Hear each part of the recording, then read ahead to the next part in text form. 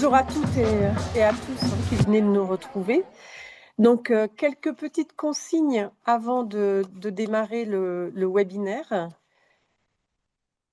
Je vous invite à vous renommer donc, en cliquant sur participant sur votre nom et en indiquant votre prénom, nom et structure. C'est important pour nous parce que ça nous aide après à vous identifier et vous envoyer les supports. Donc je suis Marie-Josée Guillon, donc chargée d'animation et de professionnalisation au Carrefour Forest Pays de la Loire. On se retrouve en cette fin de matinée pour un webinaire dédié au métier de la mode. Le webinaire est enregistré. Il sera disponible en replay sur notre site Pro Choisir mon métier. Et le support de présentation vous sera transmis cet après-midi par mail. Donc nous sommes ensemble jusqu'à midi. Alors, les objectifs de ce webinaire, c'est donc de faire le point sur les métiers de la mode, les entreprises, les formations et les modalités d'accès. Ensuite, on fera un petit zoom spécifique sur l'impact des évolutions technologiques et écologiques. Et puis, on terminera par des outils de découverte des métiers. Alors, pour vous présenter ces éléments. Donc, nous avons invité Mode Grand Ouest, donc Emmanuel Torlasco, qui est délégué général Mode Grand Ouest, Clément Gourlaouen, qui est chargé de mission et innovation, Campus des métiers et qualifications, donc Nathalie Robin, directrice opérationnelle, et puis donc Magali Prigent, qui est chef de projet partenariat sectoriel à la région. Donc, le programme, en 5 points, on va démarrer. Donc, filière mode, les métiers dynamiques régionales. À l'issue, on aura un petit temps de questions-réponses et puis ensuite, on enchaînera sur les formations et les outils de découverte des métiers. Donc, si vous avez des questions, n'hésitez pas à les poser dans le chat. Je les relayerai aux intervenants au fur et à mesure. Donc, je vais passer la parole à Emmanuel Torlasco. Merci, bonjour à toutes et à tous. Emmanuel Torlasco, délégué général du syndicat professionnel Mode Grand Ouest. Je suis accompagné de Clément Gourlaouen, qui est chargé de mission innovation chez Mode Grand Ouest, qui est à côté de nous. Première étape de ce webinaire, qu'est-ce que Mode Grand Ouest? Qu'est-ce que cette filière mode en Pays de la Loire notamment? Eh bien, nous sommes un syndicat professionnel patronal. Je vais vous présenter en 5 grands chiffres clés de façon à avoir une vision claire. Nous sommes le premier syndicat régional de la mode en France sur 3 métiers, l'habillement, le textile et la maroquinerie, sur 4 régions, Bretagne, Centre-Val de Loire, Nouvelle-Aquitaine et Pays de la Loire. Nous regroupons 104 adhérents à date aujourd'hui, plus des partenaires. Et ces adhérents représente 7000 salariés dans la filière. Voilà pour une présentation générale, puis je vous propose de passer à la suite. Quelques chiffres qui sont issus de l'Observatoire régional des compétences industrielles, qui est un outil très précieux pour nous, qui travaille pour l'ensemble des industries en Pays de la Loire, pour déterminer à la fois où sont les entreprises, les dynamiques qui sont à l'œuvre et le nombre de salariés. Première dynamique que nous souhaitons mettre en avant, c'est celle, je vais travailler par entonnoir, en forme d'entonnoir. La mode fait partie des industries créatives et techniques, mode et luxe, en Pays de la Loire. Ce secteur-là, cette filière-là, ces industries créatives et techniques représentent 14 000 salariés, dont 60% en Maine-et-Loire et en Vendée, avec un bassin Cholet-les-Herbiers prépondérant qui représente à lui seul 43%. Et donc, par cercle concentrique, ça s'est élargi depuis ce bassin Cholet-les-Herbiers vers la Vendée et le Maine-et-Loire, et maintenant sur l'ensemble des Pays de la Loire. Les textiles, l'habillement et la maroquinerie représentent 85% des salariés des industries créatives et techniques, soit 12 000 salariés sur les 14 000 dont on a parlé. Tu n'es pas obligé de passer tout de suite à la slide suivante, je viendrai juste après. Merci, tu peux rester sur la première.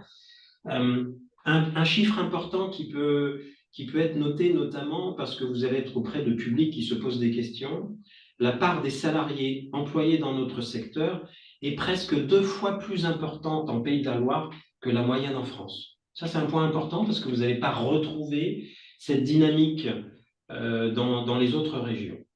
On peut avoir 2 grandes périodes, c'est peut-être pas très important, mais en tout cas, disons que depuis 2018, on a environ une tendance de l'ordre de plus 20% de salariés dans le recrutement, notamment en Sarthe, avec 2 fois plus de salariés recrutés, on est passé de 1000 à 2000, et dans la maroquinerie. C'est autre point qui peut vous intéresser également quand vous allez parler à des publics qui s'intéressent à ces filières-là. Si on a doublé le nombre de salariés en maroquinerie dans la Sarthe, par exemple, on a fait appel à beaucoup moins d'intérim, ce qui est un indicateur de bonne santé de la filière. On peut passer maintenant à la diapositive suivante, qui est une manière de... Est-ce que je suis... Voilà. La diapositive suivante, le textile, l'habillement et la maroquinerie représentent 12 000 salariés en Pays de la Loire. C'est ce que vous voyez ici, représenté par un graphique de pourcentage.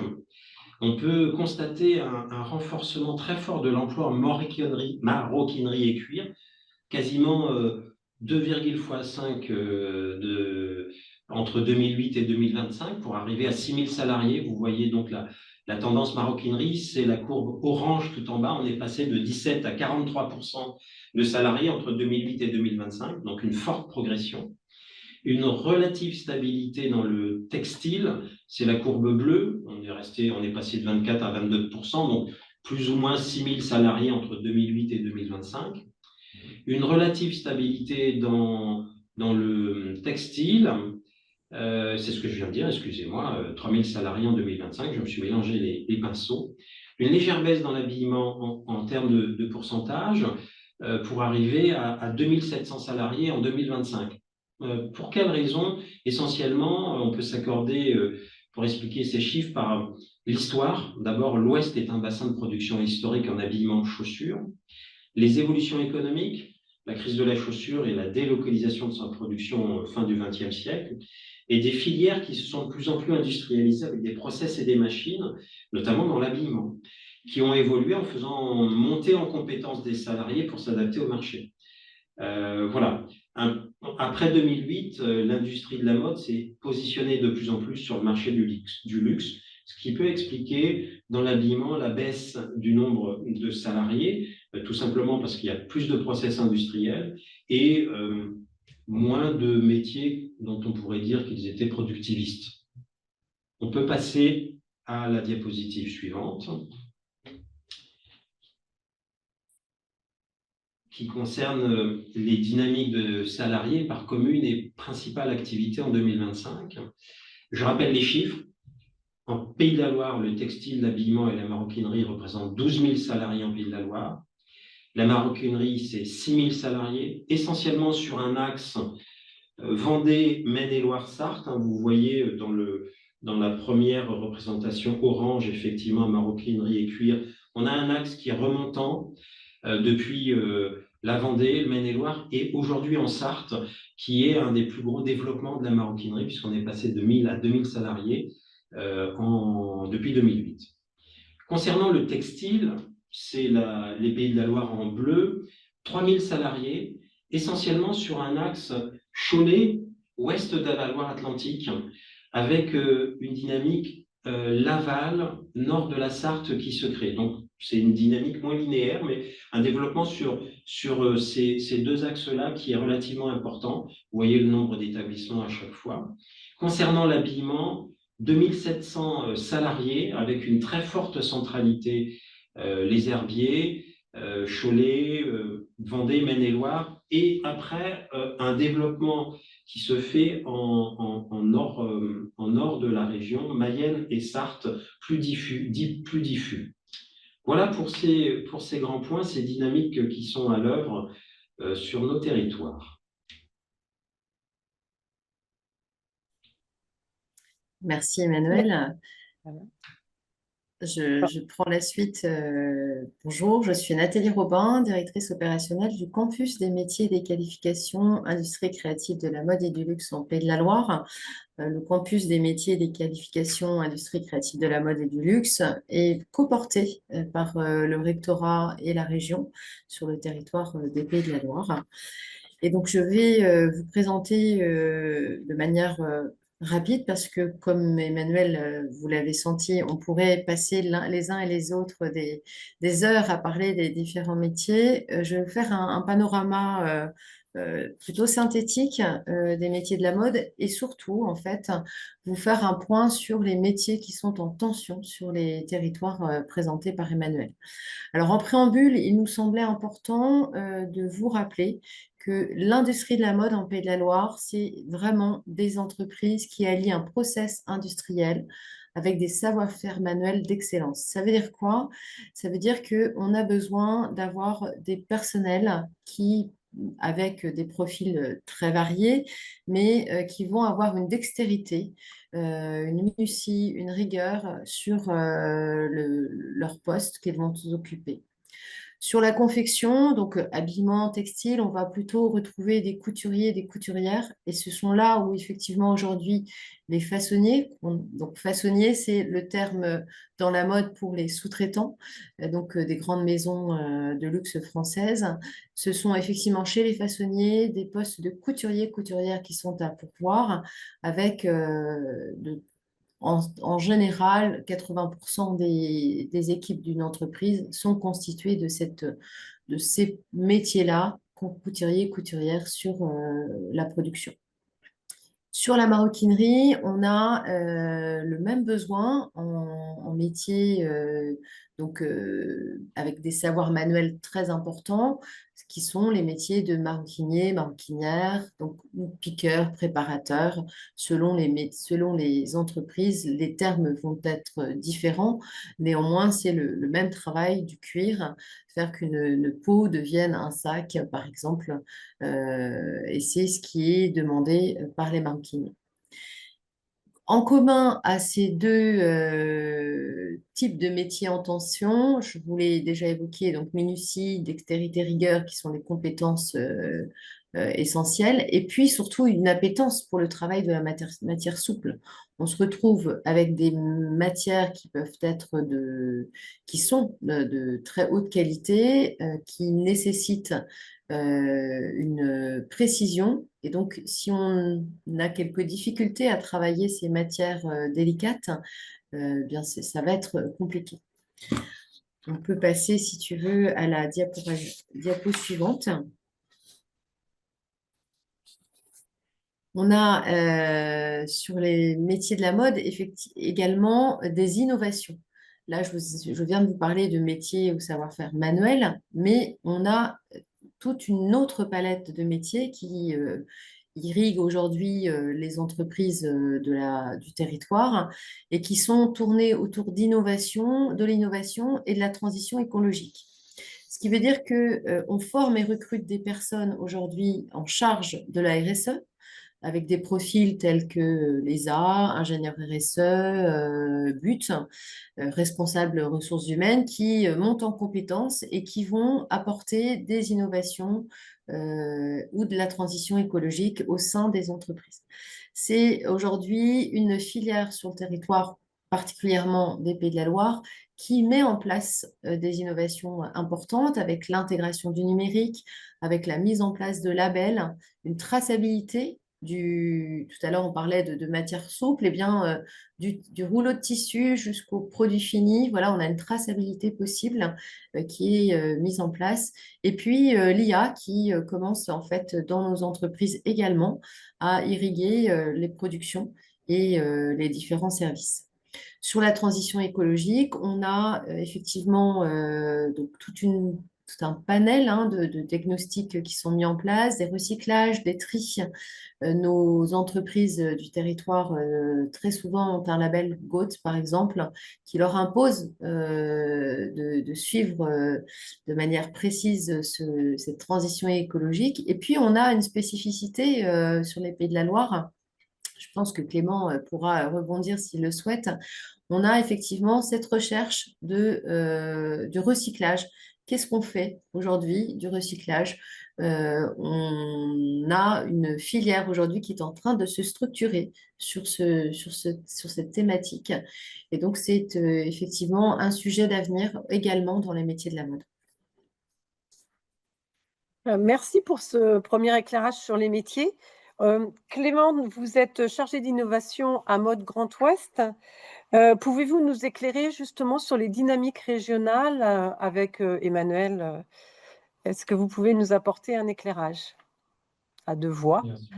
Peut-être laisser Emmanuel reprendre sur les dynamiques régionales. Oui, ce sont trois dynamiques à l'œuvre qu'on a vues tout à l'heure, des dynamiques régionales dans le domaine des industries créatives et techniques en général, avec un haut niveau de salariat par rapport à la moyenne française, quasiment 2 fois plus en Pays de la Loire que la moyenne française, une dynamique d'évolution des compétences et des savoir-faire vers le luxe, habillement et maroquinerie essentiellement, des dynamiques territoriales des bassins d'emploi salariés textiles, habillement et maroquinerie que nous venons de voir, qui sont partis de bassins historiquement bien identifiés, mais qui aujourd'hui ont des dynamiques territoriales qui s'étendent sur l'ensemble de nos départements. Et pour illustration, la Sarthe, où la maroquinerie, le nombre de salariés était multiplié par 2. Donc on a quelques conséquences, ce qui permettra des transitions avec ce que disent les collègues, des évolutions et innovations très fortes, la traçabilité des matériaux souples, ce que vient de dire Nathalie, la RSE, le recyclage, qui ne constitue cependant pas l'essentiel des emplois. Vous l'avez bien indiqué, Nathalie, vous avez dit, nos métiers, c'est d'allier des process industriels et des savoir-faire de très haut niveau. Deuxième conséquence, des métiers en tension et des difficultés de recrutement sur nos métiers de production qui allient ces savoir-faire techniques, d'où l'importance de la formation initiale et en entreprise et des innovations qu'on évolue. Et voilà le passage de relais. Voilà, et donc rapidement sur l'impact de l'innovation, de tout ce qui est innovation technologique sur les métiers. Alors, je vais essayer de prendre dans l'ordre, mais dans l'idée, ça impacte quand même relativement peu les métiers à fort savoir-faire manuel, toutes les innovations technologiques qu'on peut voir apparaître dans la filière. Par contre, ça va changer l'environnement de travail, le contexte de l'entreprise. Donc, pour prendre quelques exemples, depuis quelques années, on a beaucoup d'outils numériques dédiés aux métiers de la filière qui rentrent notamment dans les entreprises pour le modélisme en 3D, pour la gestion RSE, les labels, etc., des ERP, et tous ces outils-là sont en train d'évoluer aujourd'hui et s'améliorent à l'ère de l'IA. Donc j'en viens justement à l'IA dans les entreprises mode. Aujourd'hui, c'est encore très peu présent.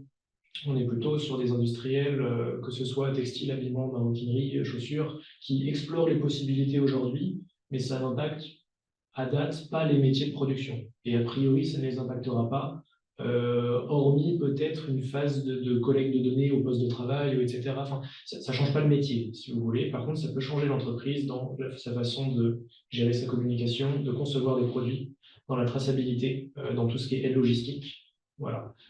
Ça peut évoluer un petit peu.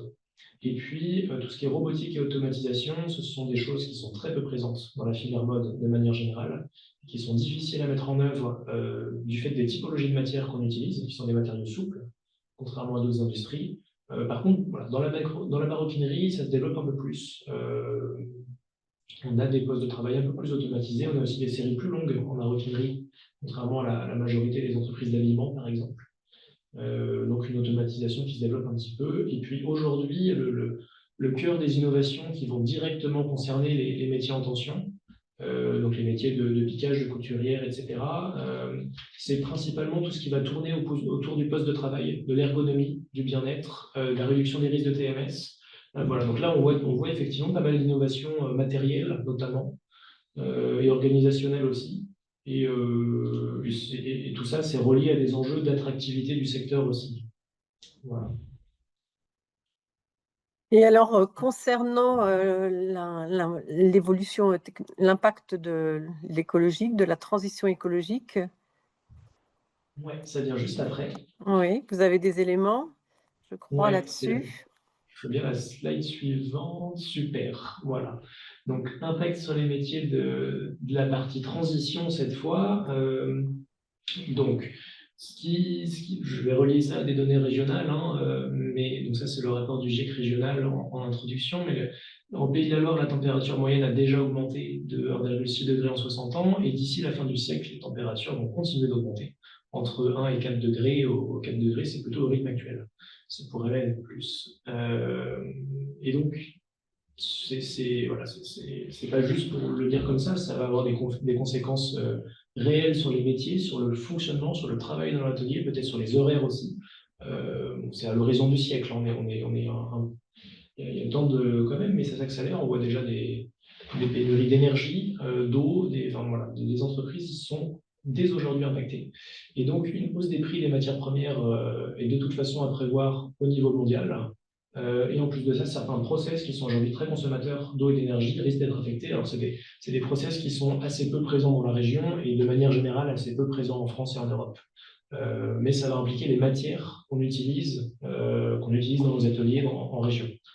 Et puis, en Pays de la Loire, comme Emmanuel l'a rappelé dans le contexte, on est une grande région d'aliments, la première en France en termes d'aliments, là où d'autres régions comme le Nord et Rhône-Alpes peuvent être les premières régions plutôt textiles. Quand on fait beaucoup d'aliments et beaucoup de maroquinerie, on a beaucoup de chutes, beaucoup de déchets textiles et beaucoup de déchets cuirs. C'est principalement au Pays de la Loire que ça se passe, comme c'est là où on a le plus d'industrie dans ces domaines. Et donc, on a une opportunité, plus que d'autres endroits en France, à développer des industries de tout ce qui va tourner autour de ces matières, de la revalorisation, que ce soit du réemploi, de l'upcycling, du tri, de la collecte, du recyclage. Voilà. Aujourd'hui, c'est quand même en Pays de la Loire qu'on voit des projets apparaître. C'est encore tôt. Et comme l'a rappelé Emmanuel, aujourd'hui, on est très loin d'avoir une majorité des emplois sur ces domaines. Mais mine de rien, il y a quand même des dynamiques assez positives sur ces sujets. Voilà. Première partie sur l'emploi et les métiers. Je m'adresse aux participants. Est-ce que vous avez des éléments, des questions à poser à nos intervenants?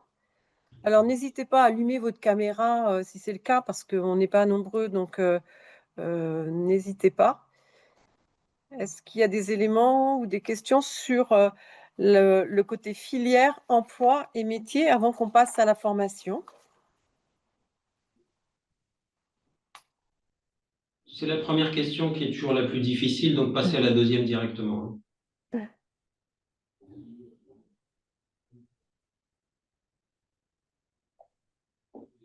On a été trop clair, je crois que c'est ça. Oui, voilà. Enfin, il y avait une question sur les slides, mais je crois qu'on l'a résolue.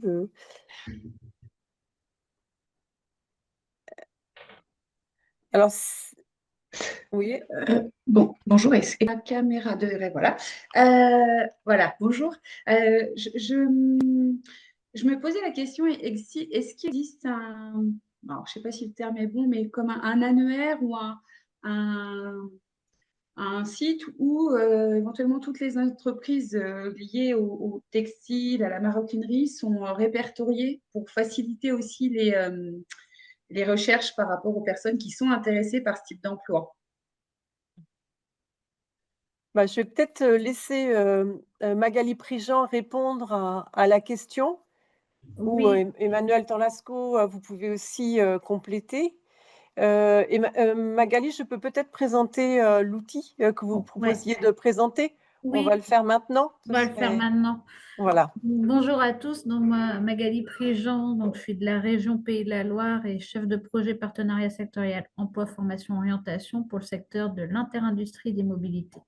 Et on travaille en effet avec l'Observatoire régional des compétences industrielles, l'ORCI, dont vous avez un site internet avec de la cartographie justement qui vous permet en fait par secteur de l'interindustrie d'aller voir. Donc vous pouvez cocher, vous voyez là, ils ne sont cochés que les secteurs de l'industrie créative et technique mode et luxe, et d'aller voir en fait les entreprises de ce secteur-là en Pays de la Loire. Donc en fait, vous pouvez zoomer. Je vais passer sur le site pour vous montrer. Pour vous montrer comment ça se passe.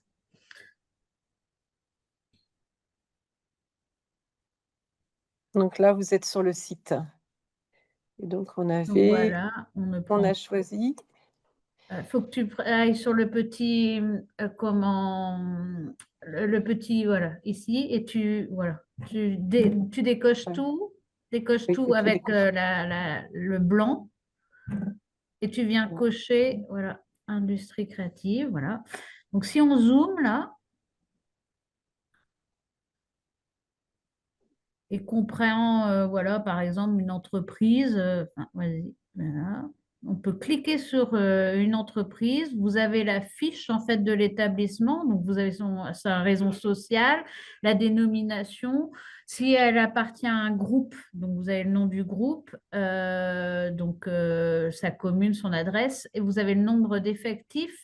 Et vous pouvez avoir le lien vers le site internet ou les offres d'emploi. Donc, bah, là, Ah, c'est là. là, ça marche Mais pas. normalement, Par alors c'est exemple, peut-être qu'il n'y a pas vas-y, d'offre. Hein. va Oui. en Vendée. Non, mais va en Vendée. Je sais où il y en a.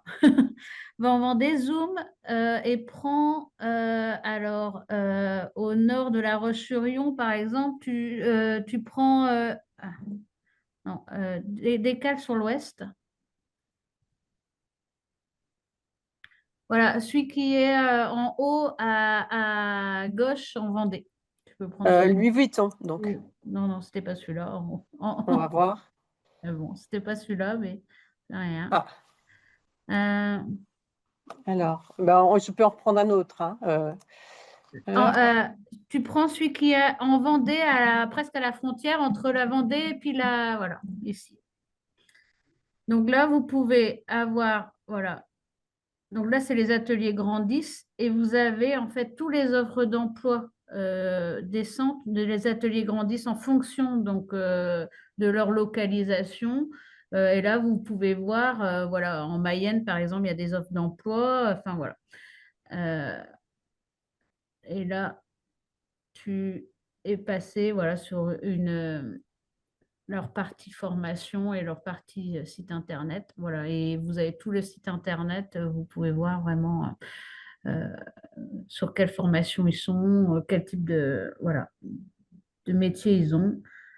Donc, du coup, vous pouvez faire des recherches comme ça en faisant des zooms sur des territoires et voir un peu les entreprises de nos territoires. L'Observatoire régional des compétences industrielles a également l'équivalent en fait en cartographie sur les centres de formation. Donc ça peut être intéressant aussi pour vous. Et ils font des études, donc tous les ans, on a des études sur les intentions d'embauche des industriels par enquête, en fait, qui est fait. Donc vous pouvez retrouver, en fait, toutes ces études-là sur le site Internet. Et ce que vous a présenté M. Torlasco tout à l'heure est issu des enquêtes de l'ORCI. bah, merci pour cet éclairage. On va poursuivre s'il n'y a pas d'autres questions. Est-ce qu'on a bien répondu à votre question, Madame Ludier? Oui, oui, merci. Oui, oui, c'est super, c'est une mine d'or. Merci beaucoup. Donc, on va poursuivre sur les formations.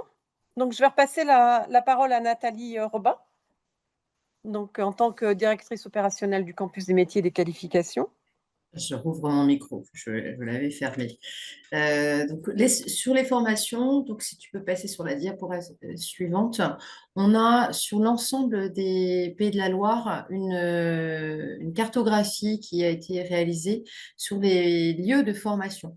Donc, comme vous le voyez, dans tous les départements, on a des centres de formation qui forment au métier de la mode, que ce soit en initial ou en continu. Alors, on a sur un département qui est la Mayenne, un seul centre de formation, enfin une seule ville concernée par des formations qui sont Laval, avec plusieurs sites. Mais sinon, sur les autres territoires, on va avoir différents centres de formation. Comment on se forme au métier de la mode? On se forme, alors quand on est, et ça ne va pas vous concerner, mais néanmoins, ça me semblait important de le retracer. Quand on sort de troisième, on peut faire un CAP en 2 ans ou un bac professionnel, donc métier de la couture et de la confection, pour tout ce qui va concerner le textile et la confection, ou un bac professionnel métier du cuir, maroquinerie, pour tout ce qui va concerner le travail du cuir. À l'issue de cette formation, on peut accéder à un BTS, puis une licence professionnelle. On est un adulte, on souhaite reprendre ses études ou démarrer dans cette filière. On peut tout à fait suivre un CAP en 1 an. C'est possible grâce au Greta, CFA du Maine, par exemple, pour la Mayenne et la Sarthe, le Greta CFA de Loire-Atlantique sur la Loire-Atlantique, Greta CFA de Vendée ou le Greta CFA du Maine-et-Loire. On a la possibilité de déployer cette formation. Sont également déployés par ces centres de formation des titres professionnels, 2 titres professionnels qui ont vu le jour à la demande des professionnels, des entreprises. Un premier qui s'appelle couturier en atelier mode et luxe et un second qui est piqueur et préparateur en maroquinerie. En complément de ces formations que je vous présente aujourd'hui et qui sont vraiment des leviers pour les entreprises, puisque vous l'avez compris et on l'a rappelé, on est sur des entreprises avec des savoir-faire manuels très spécifiques. Donc, on a besoin d'avoir ce sas de formation avant que le collaborateur puisse intégrer l'entreprise. Ces formations, elles favorisent effectivement leur intégration de ces nouveaux collaborateurs dans les entreprises. Et puis, on a un petit mot là qui est écrit, c'est POEC, Préparation opérationnelle à l'emploi. C'est un dispositif qui est soutenu par les OPCO et France Travail. Et on a l'OPCO2I sur le territoire Pays de la Loire qui propose des contrats de professionnalisation accompagnés qui permettent aux entreprises de concevoir des formations sur mesure, c'est-à-dire du sur-mesure pour une entreprise précisément au sein des ateliers de cette entreprise et qui s'appuie ainsi sur l'expertise de l'entreprise. On va, grâce à ces formations financées par l'OPCO2I, qui est un accompagnement d'un organisme architecte de formation, tel que par exemple l'APHO, qui est un organisme de formation rattaché à Mode Grand Ouest. On va pouvoir en fait avoir une bonne adéquation entre les savoir-faire attendus et les spécificités techniques de l'entreprise. On va avoir des entreprises, pour vous donner un exemple concret, on peut avoir une entreprise qui est spécialisée dans le pantalon. On n'a pas la même technique de travail sur un pantalon qu'on va l'avoir sur une veste, par exemple. Et donc, ces POEC, elles permettent d'avoir ce sas de formation complémentaire qui va permettre de répondre à la spécificité de l'entreprise. Donc, on offre ainsi, avec ces différents sas de formation, des parcours de formation dédiés aux demandeurs d'emploi ou aux salariés en quête de reconversion et qui leur permettent ainsi à la fois découvrir le monde industriel, mais également de faire l'apprentissage de ces métiers techniques. Je pense que je fais le tour. Peut-être un dernier point. L'objectif final de ces formations, c'est bien entendu de déboucher sur des embauches et qui sont, dans la plupart des cas dans les entreprises aujourd'hui, concrétisées, ces embauches par des embauches durables, puisqu'il s'agit majoritairement de CDI. Merci pour cet éclairage sur la formation initiale, les POEC. Je vais passer la parole à Magali Prigent qui va nous éclairer un petit peu sur un autre dispositif, un emploi, une formation. Oui, Donc, en fait, à la région Pays de la Loire, nous, notre compétence, c'est la formation des demandeurs d'emploi.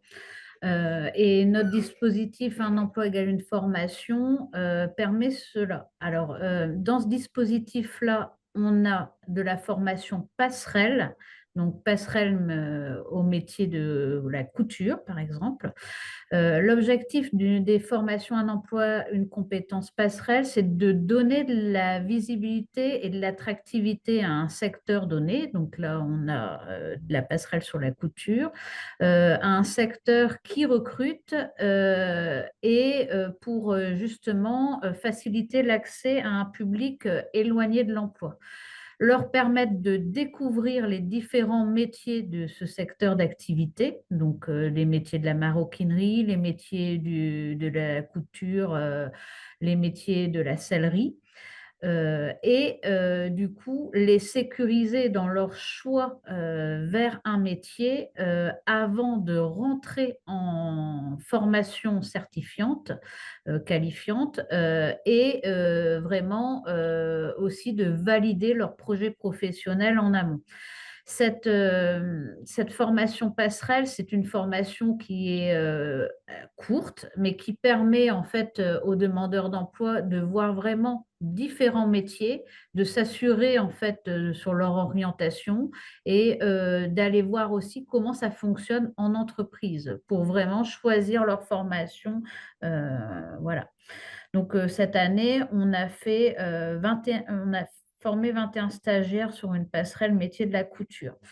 Ensuite ou pas ensuite, hein, la passerelle n'est pas obligatoire, mais c'est vraiment pour les personnes les plus éloignées de l'emploi et qui ne savent pas trop vers quoi s'orienter. On a également le dispositif Un emploi égale une formation sur des formations qualifiantes. Donc là, sur les métiers de la mode, c'est des formations soit de CAP ou de titre professionnel, couture, cordonnier, maroquinerie, sellerie. Donc, on a formé au global cette année 144 stagiaires hein, sur l'ensemble de ces formations. Et donc, ce dispositif-là se fait aussi avec des intentions d'embauche des employeurs. Donc, contrairement à notre dispositif Visa Métier, qui était l'ancien dispositif, on a une implication plus importante en fait des employeurs. Ce n'est plus une formation a priori des demandeurs d'emploi, mais l'idée est vraiment de faire le lien entre un demandeur d'emploi et une entreprise qui recrute le plus tôt possible. Et donc les entreprises font des intentions d'embauche, s'impliquent dans les journées d'information collective et également prennent en stage donc, les stagiaires de la formation. Donc voilà pour les dispositifs, sachant qu'il nous reste en fait aujourd'hui 2 sessions qui vont commencer à la fin du mois. Donc en Sarthe, le titre professionnel piqueur préparateur en maroquinerie et titre professionnel couturier retoucheur. Donc voilà. Les implications des entreprises, hein, elles sont très variées. On a vraiment une diversité d'entreprises qui s'impliquent. Hein, Longchamp, Sofan, Frano, Textile Humaine, enfin voilà, Femilux. Enfin, il y a vraiment une diversité d'entreprises. Et par contre, ce qu'on retient aussi, ça peut être quelquefois difficile à sourcer en fait les demandeurs d'emploi. Et ce qui est très important en fait, c'est de lever les freins à la mobilité et tous les freins aussi garde d'enfants avant l'entrée en formation. D'autant plus que on a quand même certaines entreprises qui sont en milieu rural et ça peut poser des questions en fait, voilà, des problématiques de mobilité. Donc ça, c'est aussi un frein qu'on vient de lever en amont des formations. Et donc, vous pouvez retrouver les sessions de formation qui existent sur le site Choisir mon métier professionnel. Donc, vous avez là une image. Et vous voyez, en fait, vous pouvez choisir le type de dispositif. Donc, les POC dont vous a parlé, comment Nathalie avant, mais également le programme région, un emploi égale une formation. Et là, vous aurez donc enfin, les débuts et fin de session prévus et où c'est réalisé la formation. Donc, voilà. Est-ce qu'il y a des questions par rapport à ces éléments sur la formation? Alors, par rapport pour retrouver ces formations, donc, vous avez le lien là, Pro Choisir mon métier Pays de la Loire. Là, en fait, pour avoir cette vue, donc 310 formations sur des domaines qui sont sélectionnés, donc cuir, peau, textile et habillement. Donc, on a à date, là, c'était hier, je crois, 310 formations. Et effectivement, vous pouvez sélectionner donc formation initiale, ce que nous a présenté tout à l'heure Nathalie, avoir toutes les références des établissements de formation initiale. Et puis autrement, donc tout ce qui est en formation professionnelle continue, plus axé sur les demandeurs d'emploi, donc le programme région, les POEC. Et puis, on peut avoir aussi une sélection des formations qui sont éligibles au CPF. Elles ont été taguées comme ça. Et bien sûr, celles qui sont en apprentissage. Alors, est-ce qu'il y a des éléments, des questions par rapport à ce volet formation? Alors, moi, j'ai une question, par contre, qui n'est pas sur le volet formation. Je ne sais pas si c'est le moment ou pas. Bon, allez-y, allez-y. Je voulais savoir, du coup, j'étais en train de regarder sur le site de l'Orsi les industries, du coup, dans le secteur géographique, puisque moi, je suis sur Saint-Nazaire. Et donc, du coup, je voulais savoir comment est-ce qu'elles avaient été identifiées, parce que nous, par exemple, on travaille avec l'entreprise André Renault, qui est à Saint-Gildas-des-Bois, et je vois qu'ils sont pas dessus. Alors, est-ce que c'est logique ou pas, ou est-ce que c'est une entrée SIRET? Je sais pas comment est-ce qu'ils ont... Alors, je peux répondre en attendant de mettre la caméra. Voilà. L'Observatoire régional des compétences industrielles fait un travail de sourcing assez fort, soit par un numéro SIRET, soit par... Il peut y avoir aussi des trous dans la raquette. Je me demande Ouais. s'ils ne travaillent pas par convention collective parfois. Donc, il peut y avoir des éléments un peu différenciants et peut-être l'atelier dont vous parlez, je ne le connais pas, mais il peut y avoir aussi une partie du chiffre d'affaires qui n'est pas lié strictement. Alors, si par exemple, vous avez de la vente qui est plus importante que de la production, du coup, vous n'apparaîtrez pas forcément dans nos fichiers, dans les fichiers de leur site. D'accord.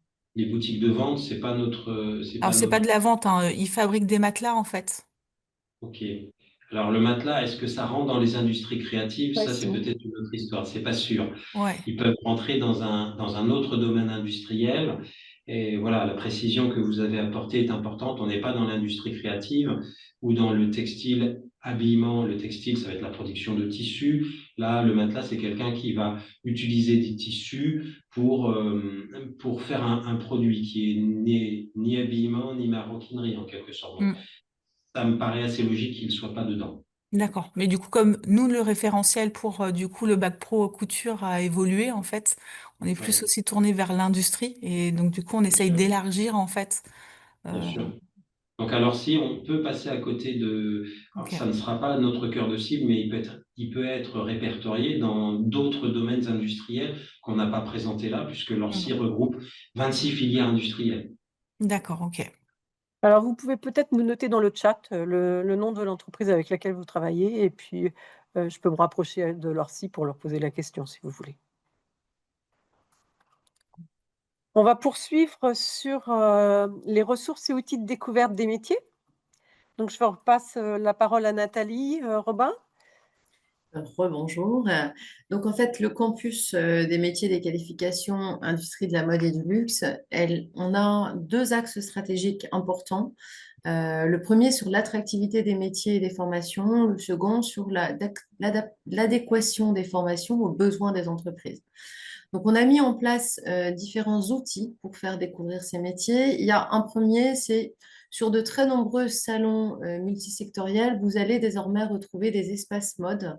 Là, vous avez par exemple une photo d'un espace mode sur un salon qui a lieu en général en janvier à Laval, mais c'est également le cas sur différents salons, le salon de By Caleb à Angers prochainement, les opérations Big Bang du début d'année scolaire. Voilà, on a des actions qui sont collectives et collaboratives. Collectives, puisqu'on va y retrouver des entreprises du territoire concerné et des centres de formation. L'idée, c'est de pouvoir apporter une information la plus complète possible au public qui va venir. Donc, que ce soit des jeunes ou des demandeurs d'emploi ou des salariés en quête de reconversion, s'interroger sur comment je me forme, quels sont les métiers, et avoir ces acteurs-là, tant du monde économique que du monde de la formation, ça nous semble important. On est également en train de développer un jeu de cartes à la façon de la fresque du climat, puisqu'on part de l'idée jusqu'à la commercialisation, c'est-à-dire, voilà, je fais un dessin, comment je le transforme, quels sont les métiers que je vais rencontrer. Donc, on va rencontrer des prototypistes, des modélistes, ça, c'est des métiers dont on n'a pas parlé tout à l'heure, qui sont des métiers qui vont préparer tout, enfin en amont de la production pour que ensuite on puisse produire. Et puis on va voilà arriver jusqu'à l'expédition, la commercialisation, l'entretien, le recyclage. Donc on a ce jeu de cartes qui est en train d'être finalisé, un jeu de cartes qui initialement avait plutôt comme public cible les jeunes.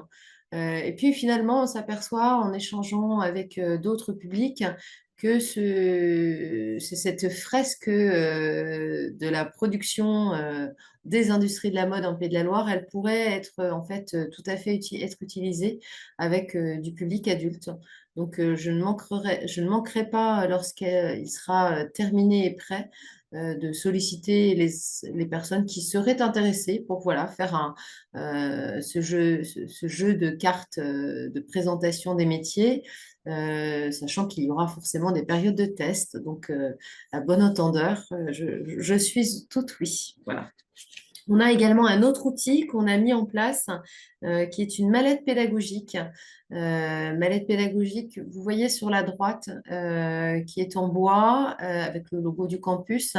L'idée, c'est qu'elle ne soit pas trop encombrante ni trop lourde. Donc, c'est la raison pour laquelle j'ai mis cette photo en pied où vous voyez vraiment la taille de cette boîte. Boîte dans laquelle on va retrouver et des matières. Donc, tout à l'heure, on parlait de matériaux souples. Et ben voilà, en fait, là, on va pouvoir faire toucher les différentes matières. Et puis, des outils, bien entendu, qu'on imagine, on se met sur le côté de l'habillement et du textile, on imagine que forcément, il y a du fil, des aiguilles et des ciseaux. Mais en fait, on utilise aussi dans l'industrie d'autres outils qui peuvent surprendre et faire découvrir par cette mallette pédagogique, voilà, des outils utilisés tant dans la maroquinerie que dans la chaussure ou bien encore dans la confection, l'habillement, le textile. Ça nous semblait important. Donc, on a cette mallette pédagogique qui est également à disposition.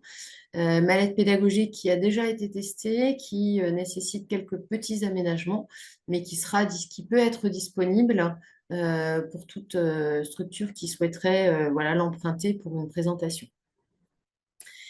On a deux événements importants qui arrivent sur le début 2025 qui sont mode avenir. Ce sont deux salons, un en Sud-Loire et un en Nord-Loire, qui sont des salons où on va rencontrer dans la même idée que les... Ah, on a un petit bug, Marie-Josée, que les salons multisectoriels.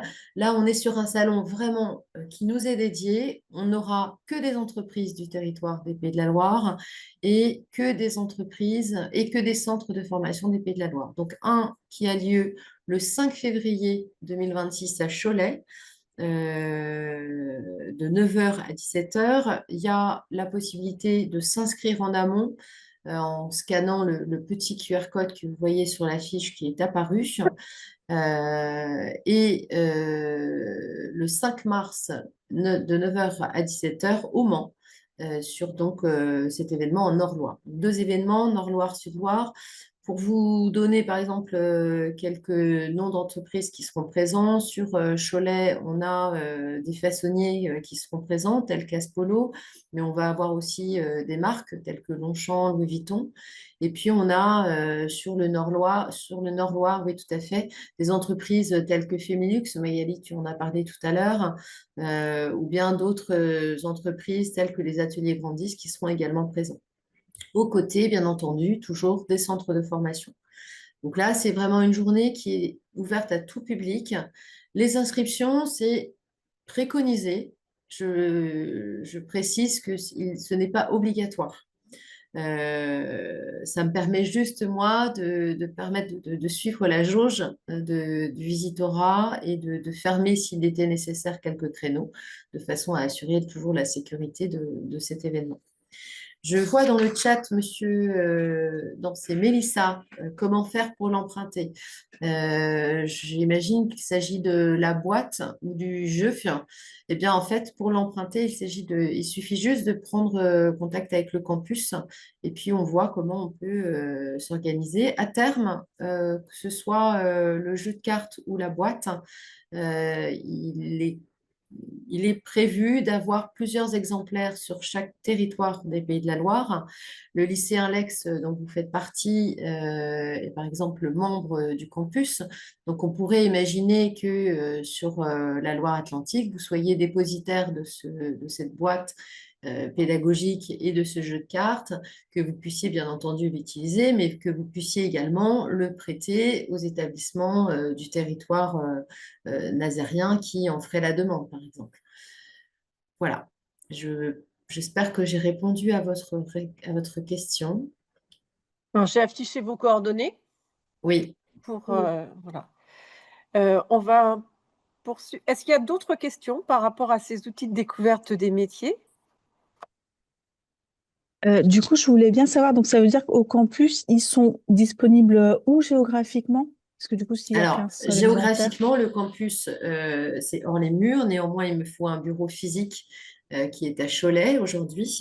D'accord. Et nous n'avons qu'un exemplaire de la Ok. boîte pédagogique. Donc, pour le moment, elle est ici. Mais je me déplace très souvent sur tout le territoire des Pays de la Loire. Donc, je vous invite à ce qu'on puisse rééchanger dans un temps second, puisque je vois que le temps avance. Mais voilà, moi, je peux vous la faire passer si vous êtes intéressé pour l'utiliser et la présenter. D'accord. Très bien. Merci. Merci. Je vous en prie. Alors, un petit mur de ressources en fait qui vous est transmis dans le support, où on récapitule les acteurs en fait des métiers de la mode, les entreprises, des chiffres clés et l'analyse qu'a pu faire l'Orsi.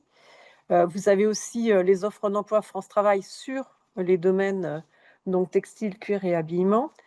L'évolution, donc une enquête qui a été réalisée sur les besoins en compétences par l'OPCO2I, et vous allez avoir des zooms par branche, la branche textile, la branche habillement, la branche cuir, la branche peau.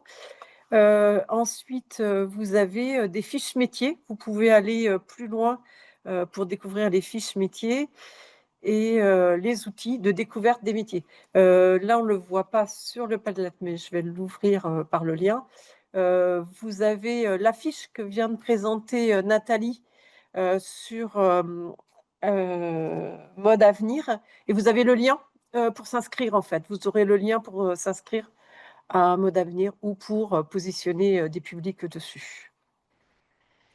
Alors, on arrive... alors, est-ce qu'il y a des questions par rapport à ces éléments?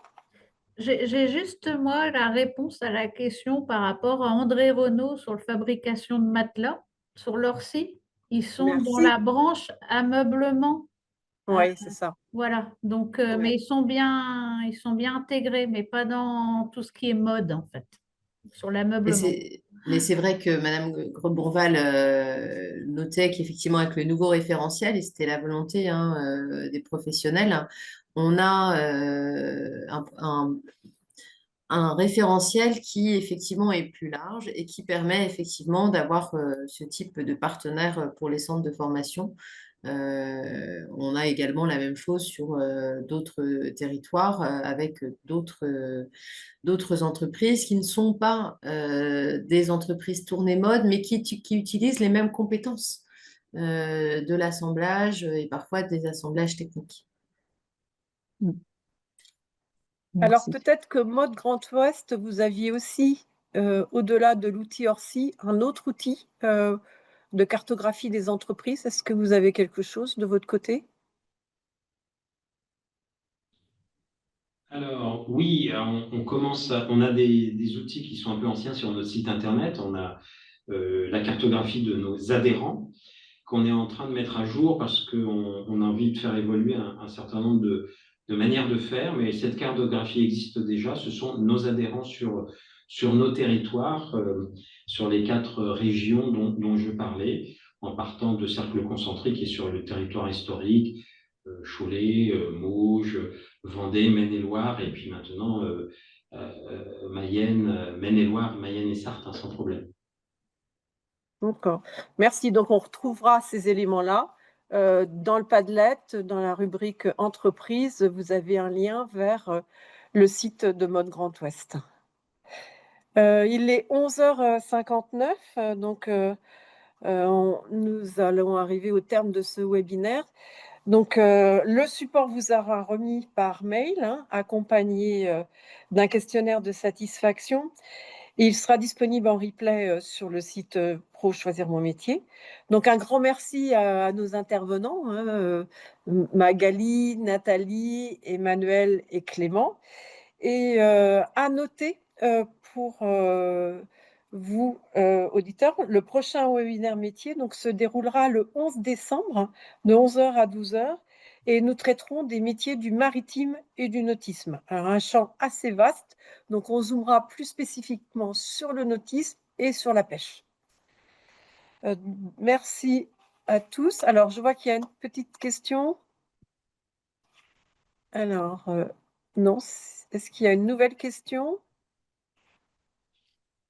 Non, on a répondu. Alors, merci à tous pour la clarté de vos informations. Merci à vous, auditeurs. Bonne fin de journée à Merci. vous. Au revoir. Au revoir. Au revoir. Merci.